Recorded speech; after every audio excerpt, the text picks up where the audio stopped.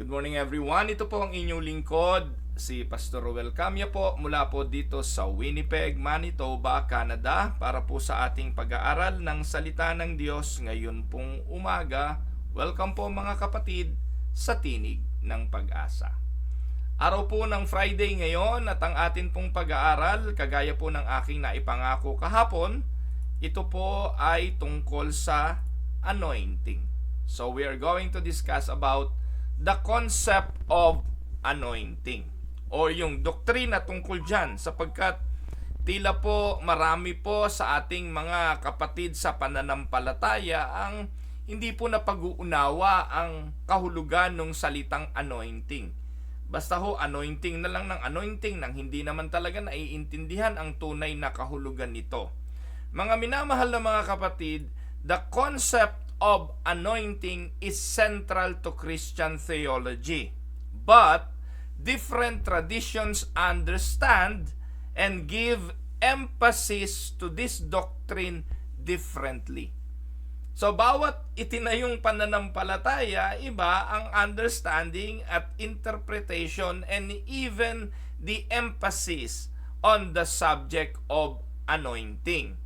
Today, it is portrayed by many among Pentecostals and many churches, pati mga evangelical. They portrayed anointing as some mystical force, some spiritual electricity that knocks people to the ground. O yung mga nag-i-induce ng panginginig, convulsion, and causes fits of hysterical laughter, barking, crying, or manifest in bizarre, uncontrollable behavior. Yun ang tinatawag nilang anointing, yung may pagulong-gulong, yung pag-iwinagayway yung balabal, o yung tuwalya, o panyo, nagtatalsikan yung mga miyembro at ang sabi, antindi ng anointing. Tapos yung tipong pag nagkakantahan at nagpe-praise and worship, may tugtugan, sasabihin ng mga tao, ang lakas ng anointing. So, yun ang view nila nung anointing. At pag ikay nagpipreach, no? At medyo powerful kang preacher, sasabihin, anointed kang preacher. Pero pag hindi at yung ikaw ay tipong monotonous lang on your way of preaching, parang hindi ka anointed. Ano nga po ba yung anointing? No? Tandaan po natin itong mga bagay na nakikita natin ngayon at naobserbahan sa mga Pentecostal churches, hindi mo matatagpuan sa Biblia. Nowhere do we see this kind of an anointing, as they said, displayed in the Bible. Nakakatuwang tingnan na itong mga pinaggagawa ngayon, hindi mo naman makikita barking in the spirit. Oh, oh, oh, oh, oh. Laughing in the spirit. To express joy, to express emotions. Anointing, wala no sa Bible. Even more dangerous is the belief that the anointing is a physical sensation.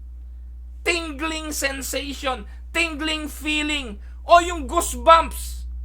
Pag pumasok ka sa pananambahan, hindi ka kinilabutan, walang anointing yung pagsamba. Hindi anointed yung pagsamba. O kapag walang emotional high, ay walang anointing. Tandaan po ninyo mga kapatid, feelings and emotions are not measure of God's power. Uulitin ko, your feelings and your emotions, kahit gaano kataas at kahit gaano kababa ang emosyon mo, hindi ito sukatan ng kapangyarihan ng Diyos. Even unbelievers experience those adrenaline rushes. Kinikilabutan din ng hindi mananampalataya. At sasabihin ko ito sa iyo, pag nakaupo ka sa trono at nagbabawas, kinikilabutan ka rin. Anointing ba yun? Isa nakakalungkot na napakaraming taong manipulated ng mga mapagsamantalang bulaang pastor para paniwalain kayo na nasa kanila ang anointing ng Diyos because of their interpretation of the so-called anointing.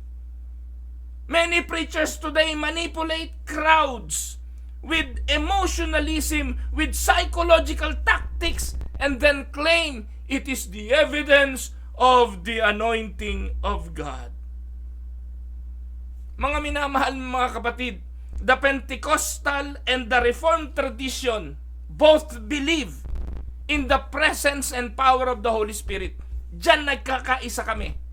Diyan nagkakaisa ang halos lahat ng mga evangelical believers, but interpret and apply the idea of anointing in distinct ways. Ngayon, anong pinaniniwalaan mo?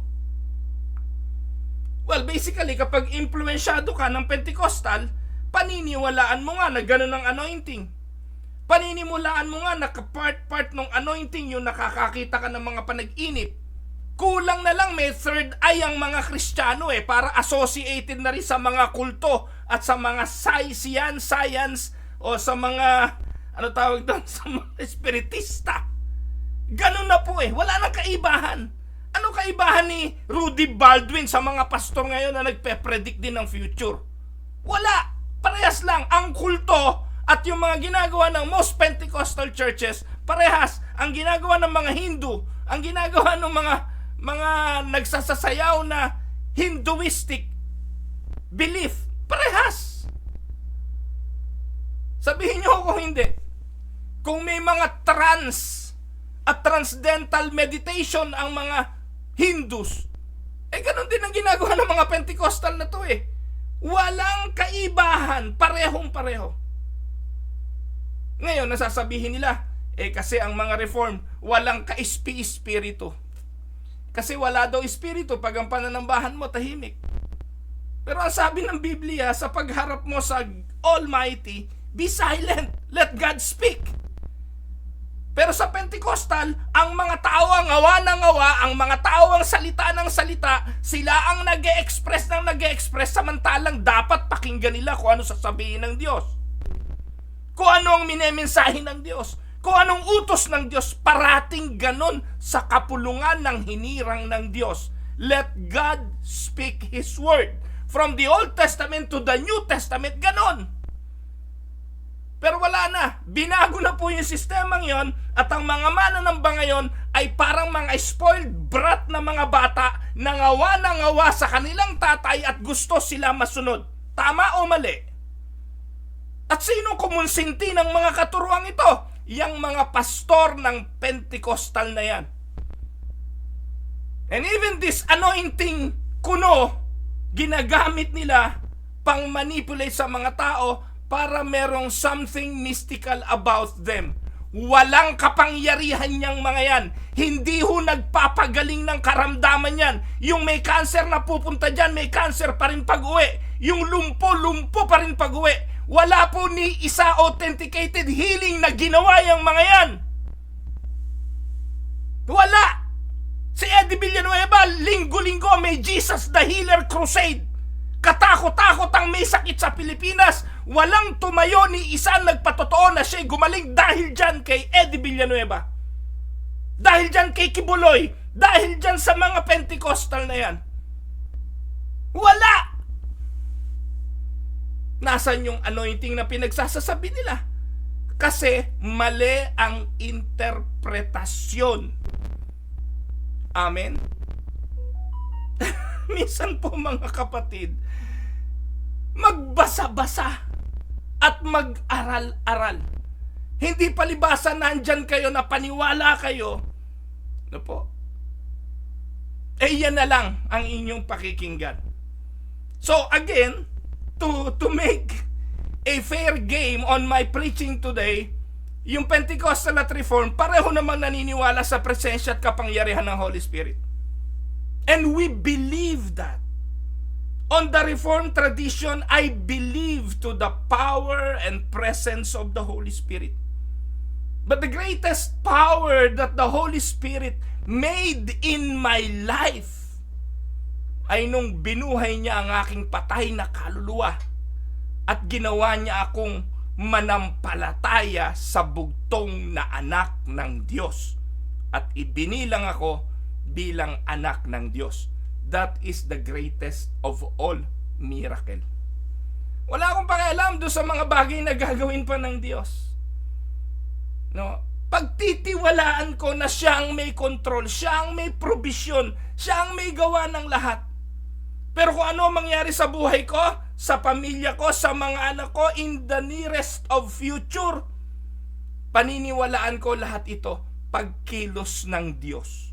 I have no power or special anointing to declare healing, to pronounce this, to pronounce that, to give prosperity to my members. Wala akong ganon. Dahil wala namang ganon. Pag merong ganon na pastor na lalapit sa iyo, magpo-pronounce ng ganito, magsasabi ng ganon, niloloko ka lang nun. Now, sa umagang ito, yun ang aking tungkulin. Pag-aaralan natin ang kaibahan nung sinasabing anointing ng mga Pentecostal. At ano yung definition ng anointing sa banal na kasulatan, at ano yung tinitindigan ng inyong lingkod at ng aking simbahan when it comes to the anointing. Sorry, forgive me for the term. Hindi aking simbahan, simbahan at iglesia ng Diyos dito sa Canada. So, we're going to look at the difference between the Pentecostal and the Reformed perspective on anointing. But before that, let us go and define what is anointing. Doon tayo magsisimula. Defining anointing in biblical context. In the Bible, listen to this, anointing refers to the act of consecrating someone for a divine purpose. That is the meaning of anointing. The Bible defines anointing as the act of consecrating someone for a divine purpose, often with oil, and the oil symbolizes the empowerment of the Holy Spirit. Yan ang definisyon ng anointing. Siguro pinakamaganda, humanap tayo ng example ng anointed at ng anointing sa Biblia para hindi tayo nanghuhula. Gaya ng sinabi ko, hindi kayo makakatagpo sa bahagi ng Biblia tungkol sa mga pinapaliwanag na anointing ng mga Pentecostal na ito. Yung nagtatatahol, yung mga nagngangangaw at nag-iiyak, yung nagpapaikot-ikot na sinasabi nilang matinding anointing, wala ni isa sa Bible yun. Kaya nga po sa umagang ito, itinuturo ko sa inyo kung anong kahulugan ng salitang anointing. Ang isa sa magandang example nito, one of the most well-known biblical examples of anointing is when Samuel anointed David as king. O di ba? David was anointed. By whom? By Samuel. Anong ginawa? Tingnan po natin. Example ito. 1 Samuel 16:12-13. Then the Lord said, Bible yan ha? Rise and anoint him. This is the one. So Samuel took the horn of oil, kumuha siya ng yung horn na lagay ng oil, and anointed him in the presence of his brother. And from that day on, the Spirit of the Lord came powerfully upon David. Yan ang anointing. Tanong, nung pinahira na ni Samuel ng langis si David, nagpakita na ba agad si David ng panginginig, pagsasalita ng wika, pagtahol, pag-iyak? Ano? Walang sinabi kung ano man. Pero ang sabi, simula ng araw na yon na siya'y pinahira ng langis, ang kapangyarihan ng Espiritu ay sumama kay David. Now, may kwento sa buhay ni David. Ano ang kwento sa buhay ni David? Si David po ay isang shepherd boy. Tama? Siya po ay pastol ng tupa. Yung kanyang mga kapatid, mas mukhang makapangyarihan, mas mukhang matitikas, mas mukhang malalakas, kasi sa mga anak ni Jesse, si Samuel ang shepherd, hindi siya pwedeng soldier. Yung mga anak ni Jesse, sila yung mga sundalo. Kaya nga, si David ay utusan lang para magdala ng pagkain sa kanyang mga kapatid dun sa digmaan. Pero mga kapatid, sa kabila ng lahat ng yon, ang kaibahan nitong si David, anointed siya ng Diyos. Pinili siya ng Diyos. Sa kabila ng kanyang mga kahinaan, kakulangan, siya ang pinili ng Diyos. Pero David, because of the Spirit of the Lord, became so powerful.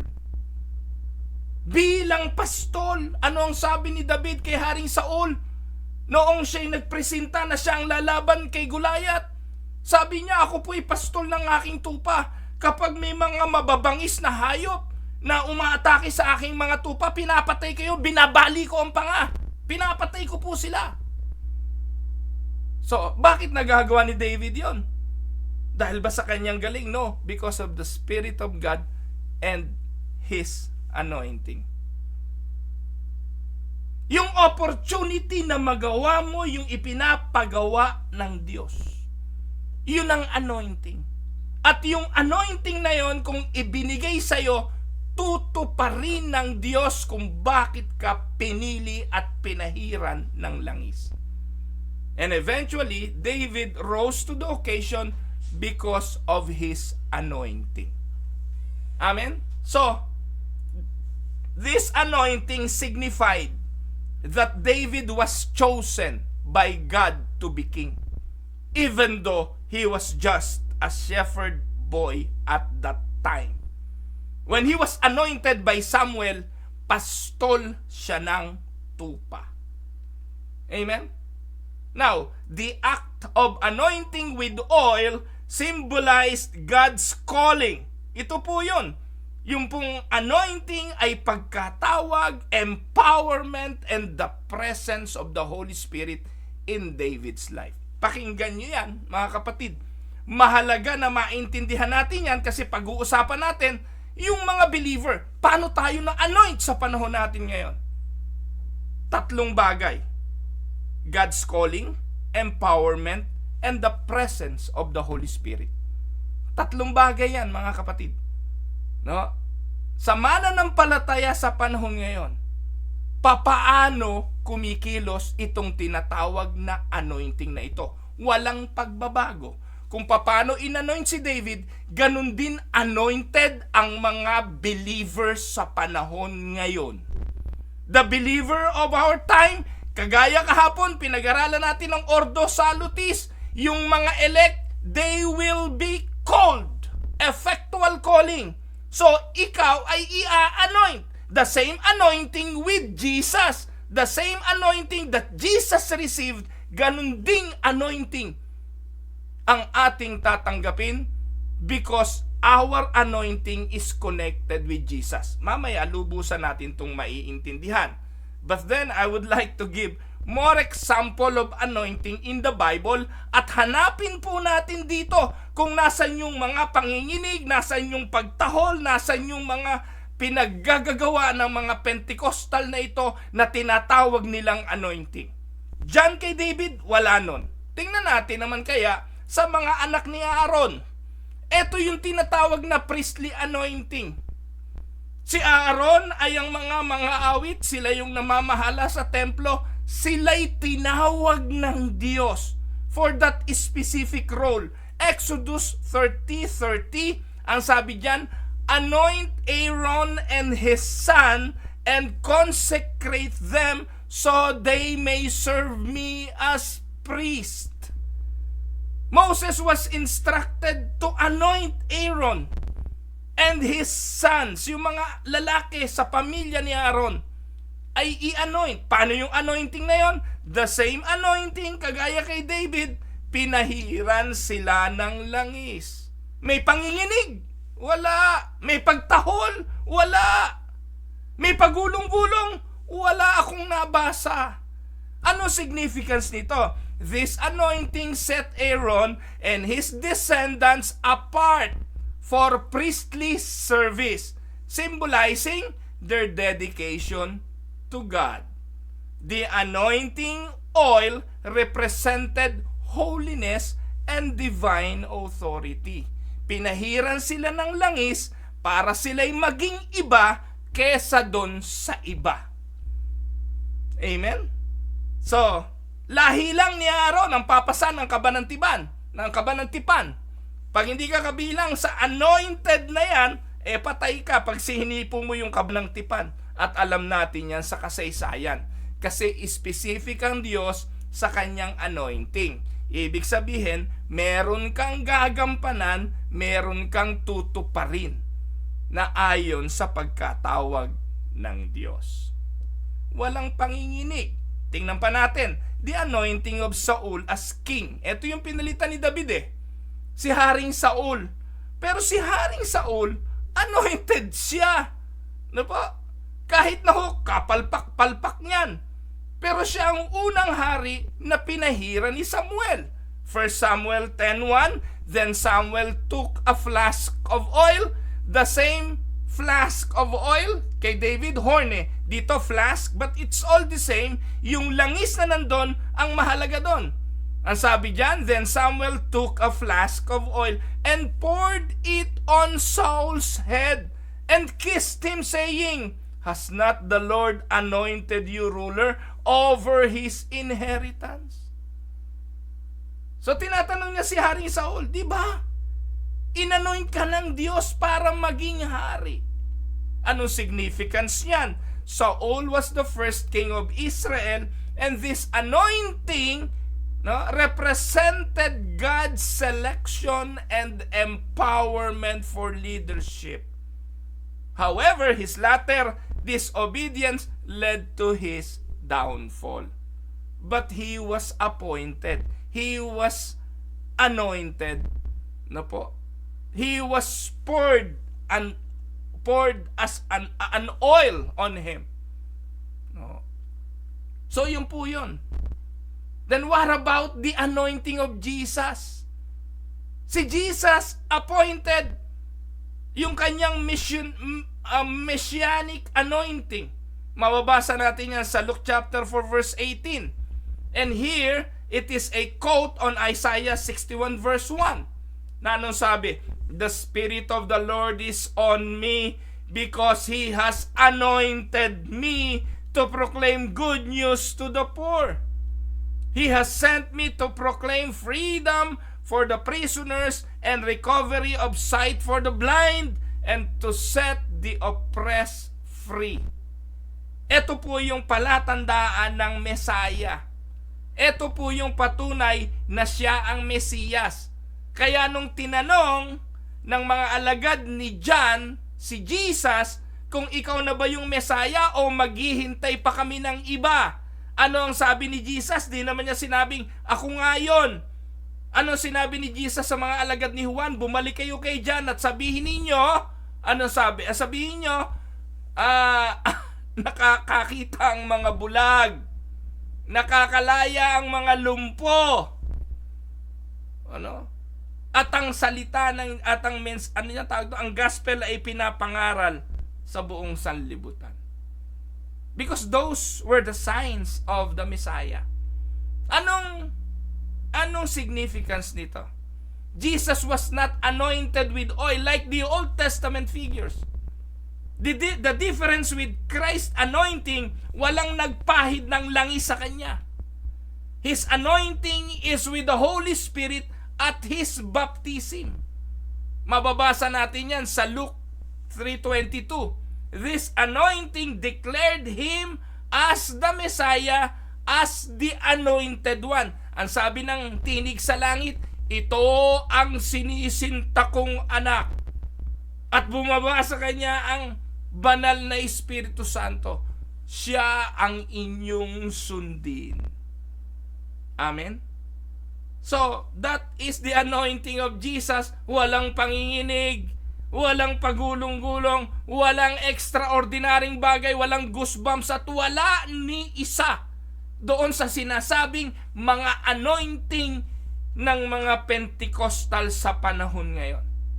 Now, ano pa yung ibang anointing na ating makikita sa Bible? Maghanap pa tayo at baka sakali makakita tayo, mga kapatid, ng katulad nung nangyayari sa ginagawa ng mga pastor na ito. Katulad nung mga healing crusade. May dala din namang langis. Kasi pahid ng langis, pahid dito. Minsan nga, iwinawas-iwas na lang yung langis.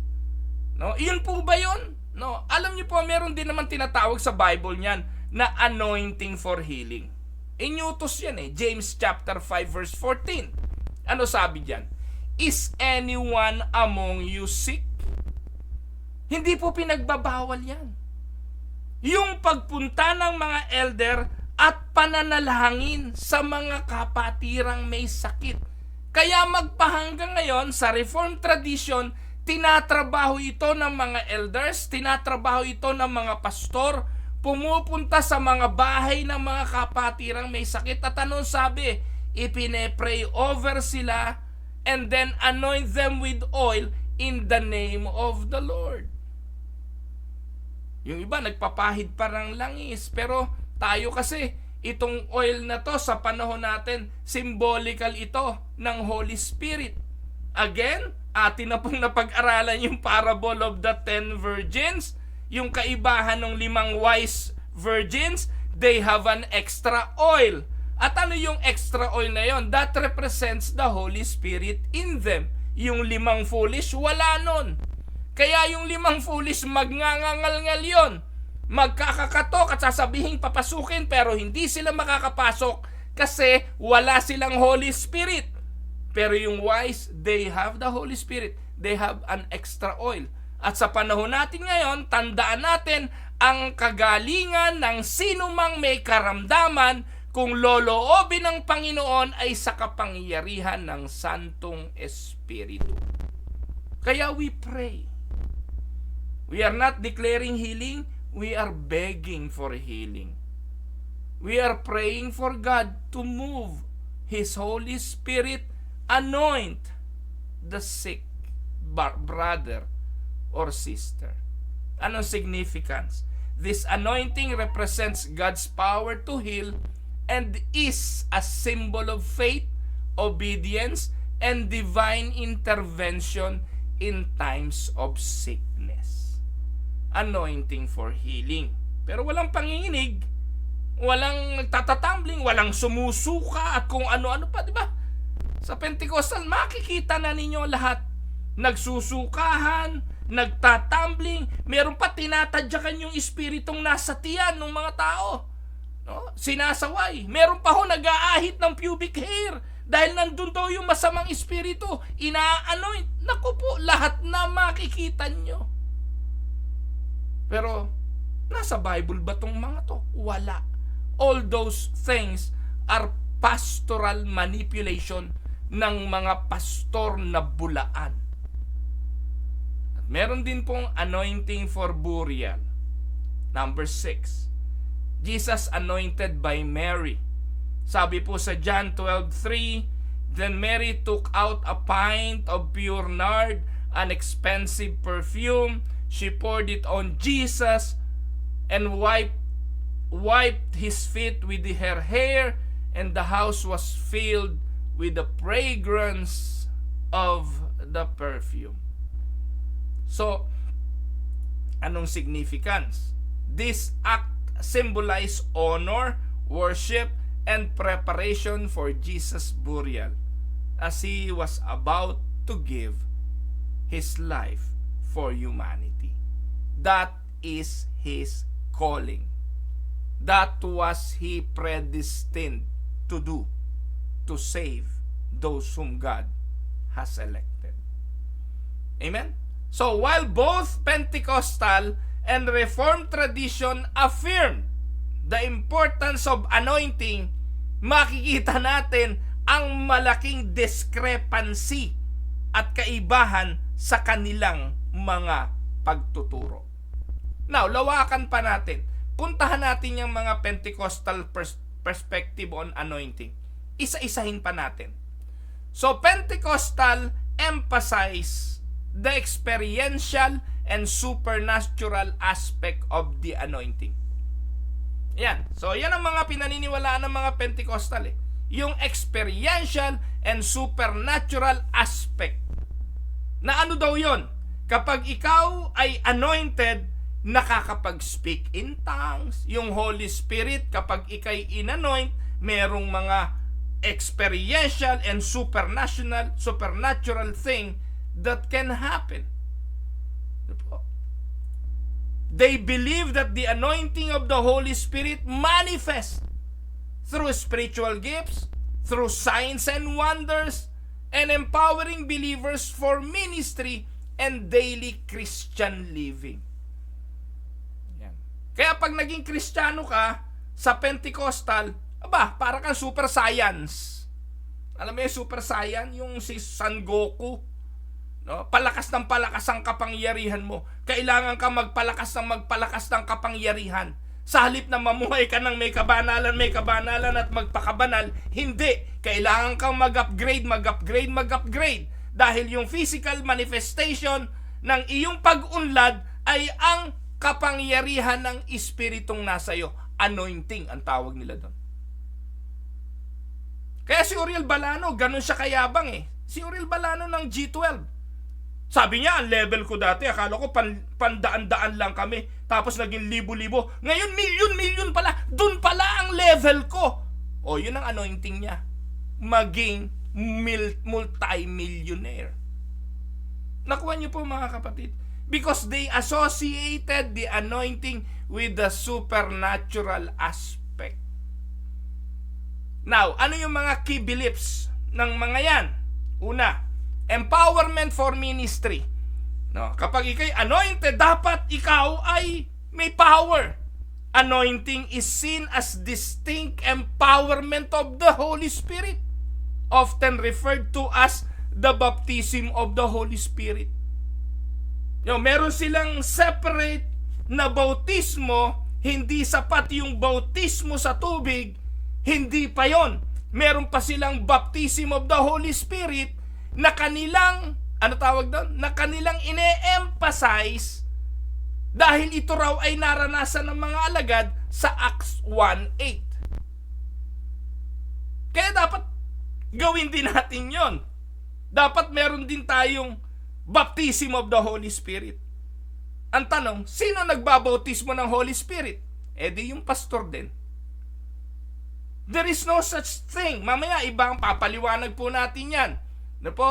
Yan po yung isa sa kanilang pinaniniwalaan. Pangalawa, speaking in tongues. Many Pentecostals view speaking in tongues as evidence of the anointing. Acts chapter 2 verse 4, Acts 10:44 verse 46. Yan ang kanilang mga talata na binibigyang emphasis. Yung healing and miracles. They believe anointing releases divine healing and miraculous works. Kaya po sila yung mga walang tigil ng kadi-declare, claim ng claim, I claim healing. Pag nakakarinig kayo ng ganon, isa lang ibig sabihin nun. They accept the idea na they have power to claim. They have power to declare. They have power to command. Inuutusan nga yun mga demonyo eh. Inuutosan niya yung demonyo na lumayas. Lumayas na pero babalik pa uli. Sa susunod na linggo, papalayasin na naman. Na linggo-linggo, sa bawat pananambahan, inuutosan ng demonyo, I command you, Satan, get out of this building. I command you. So, imagine niyo. Saan nyo napagagilap yung mga turo na yon na may kapangyarihan kayong gawin yon? Nautusan nyo ang Diyos na masunod yung kapritsyo at mga layaw ng katawan ninyo. Kaya makikita nyo po yung pagiging ubod ng yayabang. Dahil nga pinaniwalaan na they have the power and the anointing. At yung anointing na yon associated sa empowerment for ministry, speaking in tongues, healing and miracles, prophetic anointing, yan yun, yung patong ng kamay. Anointing enables prophecy and supernatural revelations. And fresh anointing, yung bago. Yun yung mga kapatid, may bago akong revelation. May sinabi sa akin si Lord. Ang sabi ni Lord, ayan. Yan na po yung mga beliefs and practices. Ano implications nito? Implication, the anointing is dynamic and experiential, not just positional. Yan ang paniniwala nila. Hindi lang positional yung inanoint ka, Kristiyano ka na. Hindi lang yun. Kundi, kung Kristiyano ka, dapat dynamic ka at dapat nararanasan mo yung mga naranasan ng mga apostol. Kung sila nagpagaling, makapagpapagaling ka rin. Nagsalita sila ng wika, magagawa mo rin yun. Nagpatuka sa ahas, hindi namatay. Uminom ng laso, hindi namatay. Iyan ang pinauuso ng mga pastor na ito. Kaya no wonder, makakakita kayo ng mga miyembro ng simbahang mga tigas at patay. Alam nyo naman yung nangyari kay Jim Jones. Alam nyo naman yung buong kongregasyon, pinagsantasena ng cyanide, patay lahat. Dahil naniniwala silang hindi sila mamamatay. Yung pastor na nagpatuka sa ahas, doon mismo sa gitna ng kongregasyon, patay. Marami na hong ganun eh. Dahil doon sa paniniwala sa tinatawag na anointing. Amen? Ano pa implication yan? It is associated with spiritual gifts, emotional worship, and supernatural encounters. Gaya na sinasabi ko sa inyo, kulang na lang, espiritista na yung mga pastor na yan. Nakakakita ng mga aliens, may third eye. Sa pananambahan, anong naobserbahan nyo? Anong na-feel nyo? Na-feel nyo ba yung anointing? Ano bang anointing pinagsasasabi nyo? Yung kilabot? Do you feel the presence of God and His anointing? Nako po mga kapatid. The anointing can increase and diminish depending on a believer's spiritual walk. Yan ang paniniwala, yan ang implication. Para sa kanila, yung anointing can increase and it can decrease. Mga kapatid, naniniwala po ako na kung ikaw ay totoong inanoint ng Diyos, makakapamuhay ka sa pagsunod sa kalooban ng Diyos. May mga pagkakasala, may mga pagkakamali.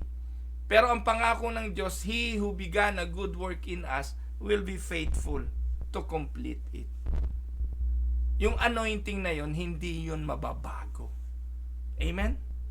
Tingnan po natin at ating pag-aralan yung stand ng inyong lingkod at ng Reformed perspective on anointing.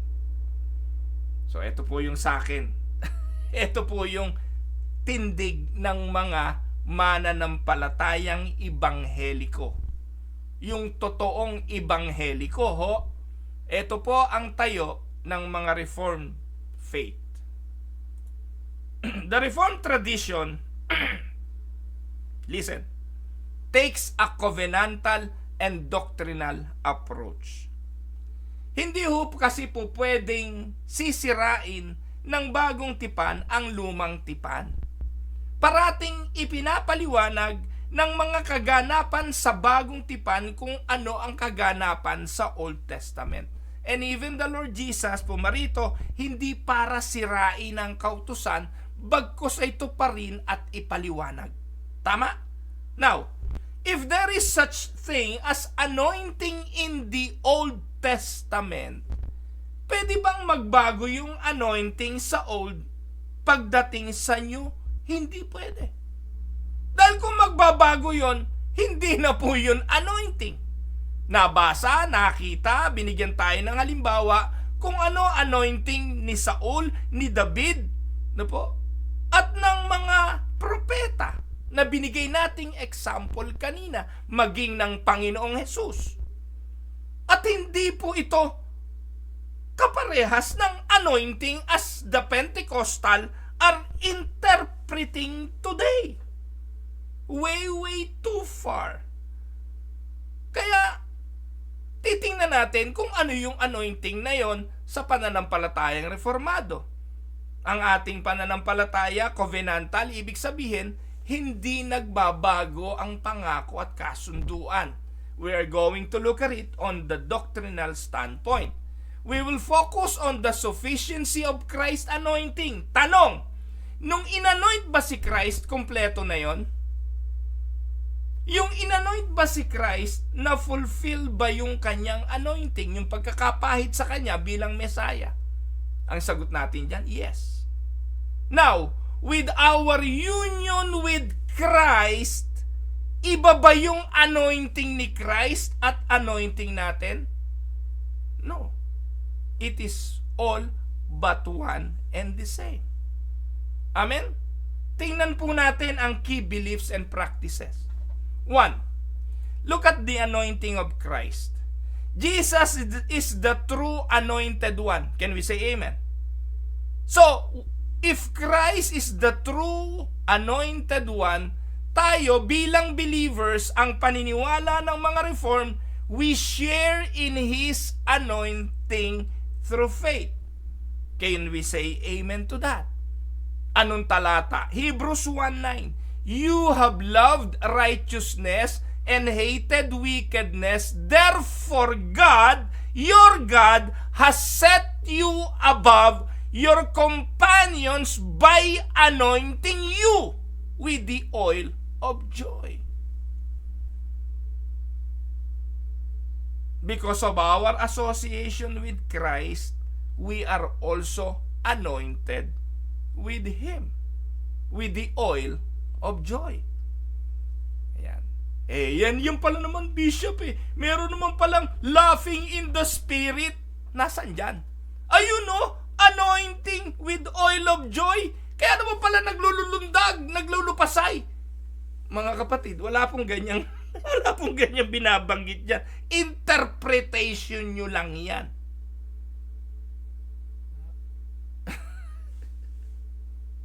First John 2:20. But you have an anointing from the Holy One. Sino ba yung Holy One? Jesus. And all of you know the truth. Yung anointing mo, laging associated with the truth. John 8:32, you shall know the truth, and the truth will set you free. Amen? So that is the anointing of Christ.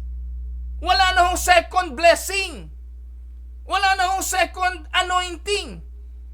Unlike the Pentecostals, the Reformed tradition does not see anointing of the Spirit as a separate experience from salvation. Sa atin po, ang ating paniniwala, kapag ikaw ay patay, ni-regenerate, binuhay ng Holy Spirit, tinanggap mo na nun ang banal na Espiritu, at ang sabi po, tatahan siya sa atin at ang ating mga katawan gagawin niyang templo. It is fully received at regeneration. Nung ikaw ay binuhay sa mga patay, ikaw ay pinanahanan na ng Santong Espiritu. Nasa iyo na nga yung Espiritu Kailangan mo pang bautismuhan uli ng Holy Spirit? Wala nang ganon. Amen? So the Holy Spirit works through the Word. Saan ngayon nagsasalita tong Holy Spirit na ito? Hindi katulad sa mga Pentecostal, may fresh revelation pa na ang sabi daw ng Spirit sa kanila yon. Bumulong daw yung Holy Spirit, audible voice, narinig daw nila ang Holy Spirit. Wala na hong ganon. Kasi ang Holy Spirit nagtatrabaho through the Word. Anointing is closely tied up to the Holy Spirit illumination of Scripture, not supernatural manifestation. Binanggit na po yan kanina sa Hebrews 1:9. Anong sabi ron? 1 John 2:20. Ayan, ang linaw pa sa screen. 1 John 2:20. But you have an anointing from the Holy One, and all of you know the truth. How? Through the Word of God. Amen? The Holy Spirit illuminate our mind to understand the Scripture. Nagsasalita ang Holy Spirit sa Scripture, hindi supernatural manifestation. Tapos naniniwala po tayo sa John 16:13 na sabi, But when He, the Spirit of truth, comes, He will guide you into all the truth. He will not speak of His own. Hindi na nagsasalita ang Espiritu sa Kanya para mag-reveal pa ng bago.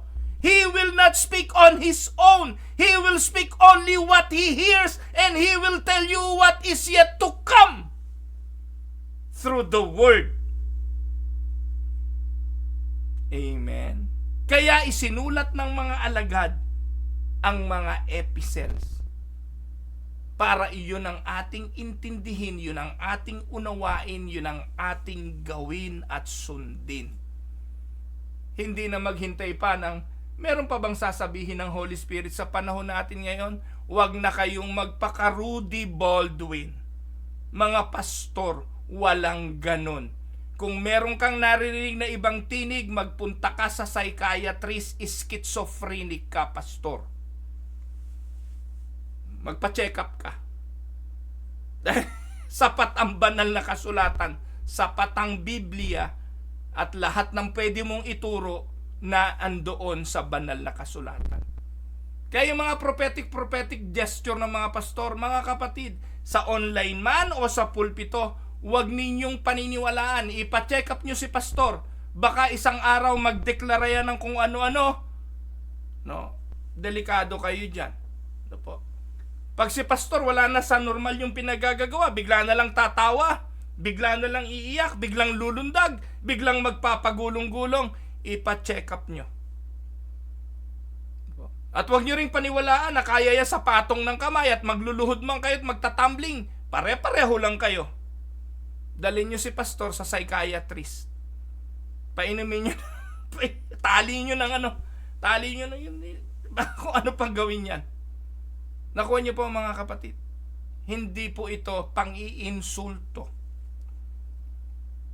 You shall know the truth, and the truth will set you free. Amen? Now, naniniwala po ang mga reform na ang lahat ay tinawag. Meron tayong tinatawag na priestly calling and priestly anointing. Every believer is anointed for service. Amen? Yan yung priesthood of all believers. Tayo ay mga pari ng ating mga tahanan. We are priests of our own household. We are anointed for service. Kaya walang mananampalataya na taga-tayo at taga-tanawan. Taga-tayuman. Lahat tayo tinawag for service, not just with special spiritual experiences. 1 Peter 2:9, but you are a chosen people, a royal priesthood, a holy nation, God's special possession.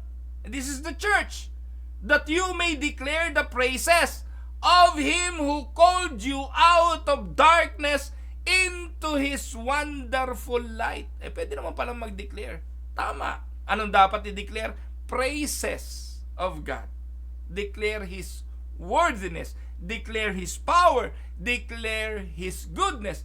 Declare all your praises to Him. Amen? At ang panghuli, we believe in the sufficiency of the Scripture. Paulit-ulit ko itong sinasabi. Kumpleto ang banal na kasulatan. The Word of God, rather than ongoing prophetic revelation, is the primary means through which the anointing operates. Kung ikay anointed, you will just preach the Word. Kung ikay anointed preacher, you will just preach the Word. If you are a pastor, you will just preach the Word. Amen? Walang iba. Because the anointing operates on the Word of God rather than an ongoing prophetic revelation. Merong isang pastor sa Cavite City, sinabi raw ng Diyos sa kanya, maghuhukay sila ng ginto kasi yung ginto ipinakita sa kanya ng isang anghel sa panaginip kung saan matatagpuan. Ayun, si pastor nag-treasure hunting. Ako po ay 13 taon na dito sa Canada. At ako po ay 13 plus 6, 13 plus 5, 18 years na po ako nawala sa Cavite City, kung hindi ako nagkakamali. Yung pastor na yon, wala pang nahuhukay na ginto. Hanggang ngayon, ewan ko po kung tumigil na sa paghukay ng ginto. Kasi po, mas naniwala sa mga kung ano-anong revelations at yung mga nabola nitong pastor na ito na ubos ang pera sa pagsuporta sa treasure hunting ng pastor dahil sa panag-inip na sinabi ng isang anghel. Mga kapatid, sapat ang Biblia. Ang sabi ng 2 Timothy 3:16-17, all scripture is God-breathed and is useful for teaching, for rebuking, for correcting, and training in righteousness. Ano pang kailangan nyo dyan? Kailangan pa ba ng tumblingan dyan? Kailangan pa ba ng laughing in the spirit dyan? Kailangan pa ba mga kapatid ng kung ano-anong extra revelation dyan? Hindi na. Ang sabi ang Bible, magagamit sa pagtuturo. Di ba ang kailangan lang naman natin karunungan at kaalaman? Ang sabi, you shall know the truth and the truth will set you free. Saan nyo matututunan ito? Sa Biblia. Kaya po tayo nangangaral ng ganito kasi ginawa rin ng Biblia at ibinigay sa atin para sumaway, rebuking. Sawayin natin ang mga pastor na manipulator, sawayin natin yung mga pastor na wala nang isinermon kundi pera, magpaparami ng mga miyembro para sa kapakanan nila at kung ano-ano pa. At ginagamit din natin ang Bible para sa pagtatama, correcting. At para tayo'y matrain sa pamumuhay sa kabanalan. Bakit? So that the servant of God may be thoroughly equipped for every good work. Sabihin nyo sa akin, hindi ba sapat ang Bible? Hindi ba sapat yan para maghanap pa kayo ng mga patambling-tambling? Hindi ba sapat yan para kung ano-ano pa na extra revelation ang ating hanapin? The Bible, the Scripture is enough. Amen mga kapatid. Now, ano implikasyon yan? Ang implication niyan, one, the anointing is positional and theological. Ibig sabihin ng anointing, kung ano ka, believer ka, you are anointed to believe. You are a son of God. Rather than experiential or emotional. Naniniwala tayo, ang sabi ng Diyos, I will never leave you nor forsake you. Do you believe that? Naniniwala ba kayo na ang Diyos ay hindi tayo iiwanan bilang believer? Yes, because anointed tayo. And the Holy Spirit, nung tayo'y na-regenerate, nanahan sa atin. Hindi na yun umaalis. Yes, napipigati siya kapag tayo ay nakakagawa ng labag sa kanyang kalooban, pero hindi siya lumilisan. Nananahan siya sa atin. He will not leave us orphan. Yan ang sabi ng Bible. Kaya positional yun. And theological, kasi yun ang turo ng Bible. Wala sa Bible yung mga pinagsasasabi natin na ginagawa ng Pentecostal. Kaya hindi experiential.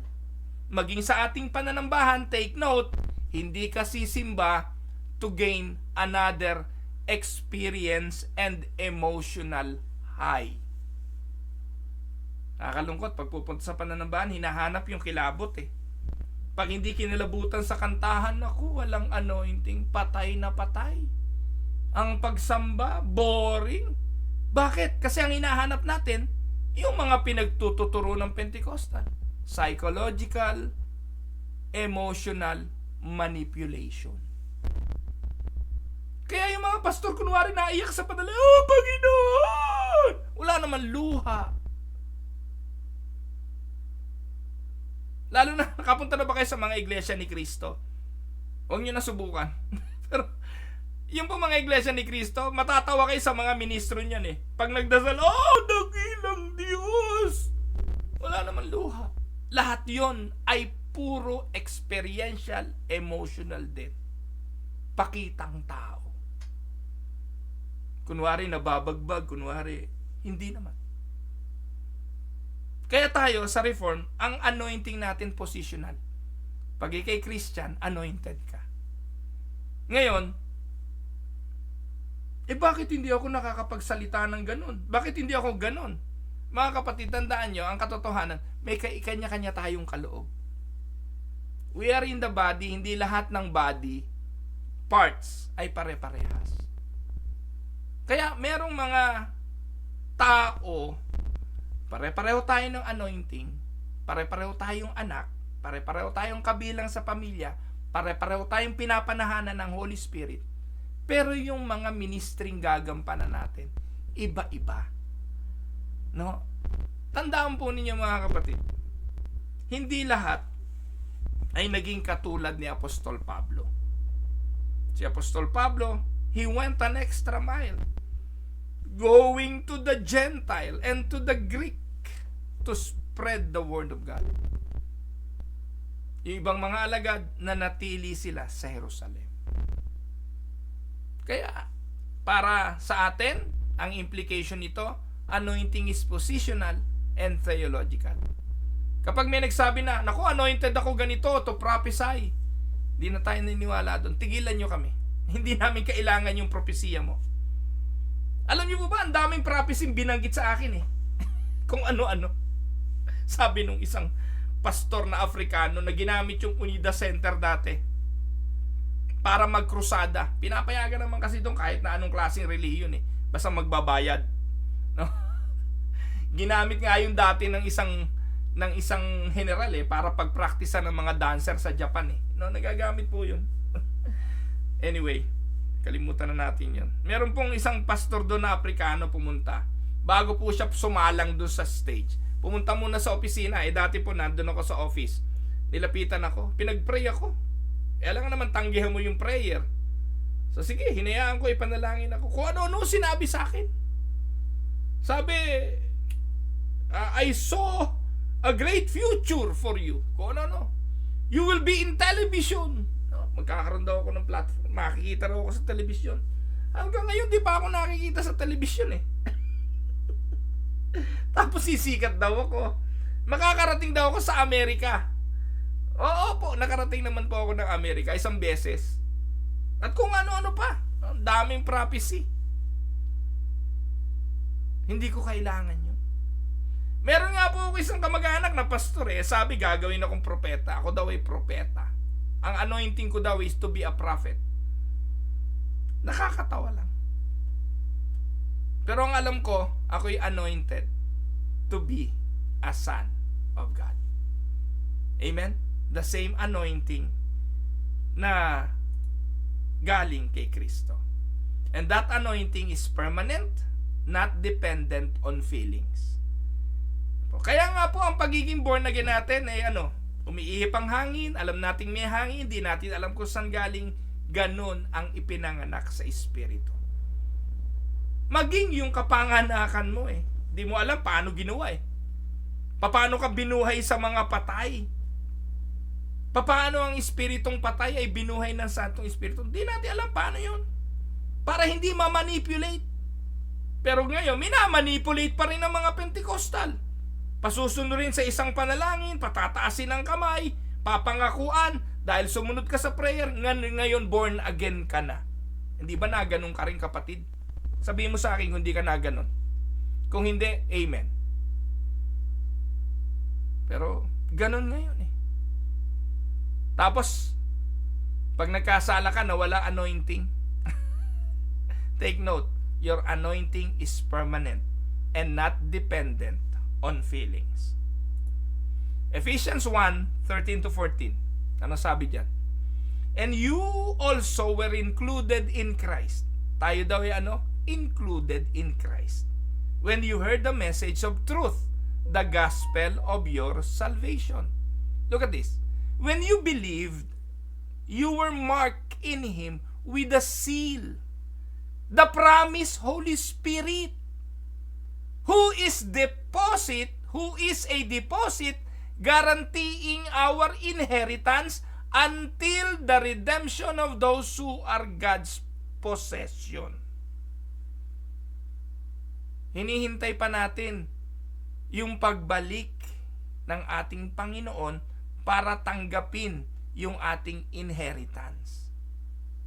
Hanggang hindi pa nare-redeem Yoong mga pag-aari ng Panginoong Hesus. May mga elect pa na hindi pa nagiging kabahagi. Hinihintay natin sila.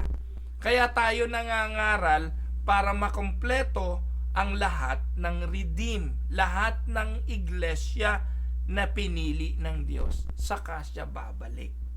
And to the praise of His glory. Pero tayo na pinili na, nakakilala na sa Panginoon dahil binuhay na ng Espiritu Santo, minarkahan na tayo. Selyado na tayo. Anointed na tayo ng pangakong Holy Spirit na bumaba doon sa Acts 1:8. Amen?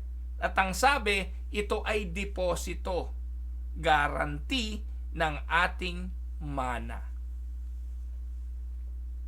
Amen po ba mga kapatid? The emphasis is on the Spirit's work through Scripture and sanctification rather than supernatural gifts. Amen? Now, let us look at the key difference between the two views. The aspect, Pentecostal view and the Reformed view. Screenshot nyo yan. The nature of anointing sa Pentecostal, experiential, dynamic, and manifesting in spiritual gifts. Sa Reformed, theological based on our union with Christ. Yung aspect how it received sa Pentecostal through Spirit baptism, often separate from salvation. Sa Reformed view, fully received at salvation. Nung naligtas ka, anointed ka. Ano ebidensya ng anointing? Sa Pentecostal, speaking in tongues, prophecy, miracle, fresh feelings of the Spirit.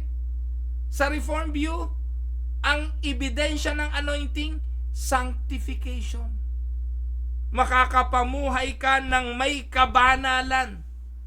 Understanding the Scripture. Kasi hindi mo mauunawaan ang Scripture, hindi mo mauunawaan ang salita ng Diyos kung hindi ka anointed. And Christ-like character.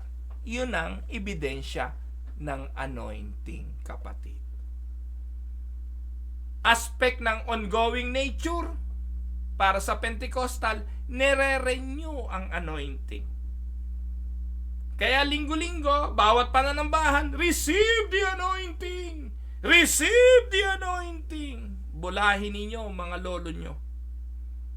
Ang anointing ay permanent in Christ.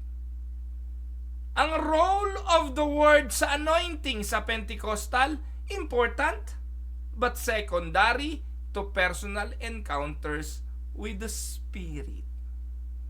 Kaya paboritong kanta ng mga Pentecostal, Come Holy Spirit, I need you. Come Holy Spirit, I pray. O yan. Kasi paalis-alis. Kaya iniimbitahan. Lakwatsero ang espiritu ng mga Pentecostal. Kung ano-anong mga pinagagagawa ng espiritu ng Pentecostal. Hindi ganyan ang Holy Spirit na kilala natin sa banal na kasulatan. Sa Reformed view, the primary means through which the Spirit works is through the Word of God. Amen? Now, tanong. Can these views be reconciled? Well, while these views differ, both emphasize the work of the Holy Spirit in the believer's life.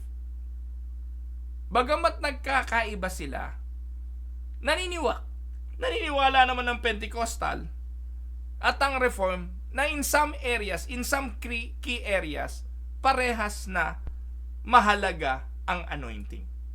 Both agree that the Holy Spirit empowers believers for ministry. Naniniwala tayo ron, naniniwala ang Pentecostal.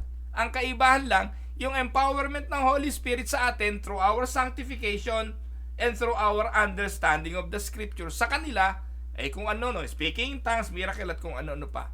Pangatlo, both affirm that anointing is necessary for Christian living and service.